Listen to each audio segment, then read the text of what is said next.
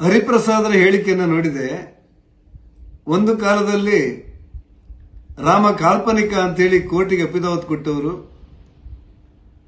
ಶ್ರೀರಾಮ ಮಂದಿರ ನಿರ್ಮಾಣಕ್ಕೆ ಶಿಲಾನ್ಯಾಸ ಮಾಡಿದಾಗ ಆ ಸಮಾರಂಭವನ್ನು ಬಹಿಷ್ಕರಿಸಿ ಕಪ್ಪು ಪಟ್ಟಿ ಧರಿಸಿದವರು,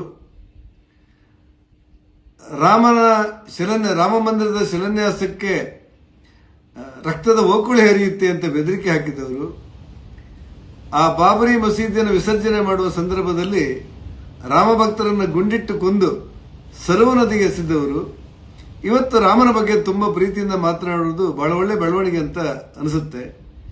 ಈ ಹಿನ್ನೆಲೆಯಲ್ಲಿ ಶ್ರೀರಾಮ ಮಂದಿರದಲ್ಲಿ ಭಕ್ತರ ಕಾಣಿಕೆ ದುರುಪಯೋಗವಾದ್ದನ್ನ ಇಡೀ ದೇಶದ ಎಲ್ಲ ರಾಮ ಭಕ್ತರು ಖಂಡಿಸಿದ್ದಾರೆ.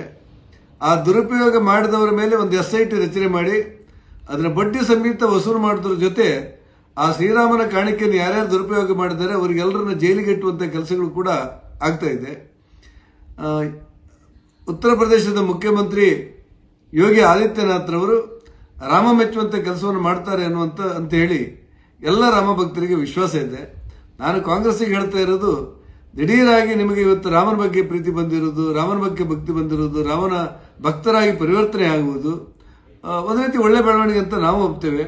ಅದೇ ರೀತಿ ಜಾನವಾಪಿ ಬಗ್ಗೆ, ಮಥುರದ ಬಗ್ಗೆ ಎಲ್ಲೆಲ್ಲಿ ಹಿಂದೂಗಳಿಗೆ ಅನ್ಯಾಯವಾಗಿದೆ ಅವರೆಲ್ಲರ ಪರ ನಿಲ್ತೇವೆ ಅನ್ನುವಂಥ ವಿಶ್ವಾಸವನ್ನು ನೀವು ಮತ್ತಷ್ಟು ಪ್ರಕಟಿಸಬೇಕು ಅನ್ನೋದು ನನ್ನ ಆಗ್ರಹ.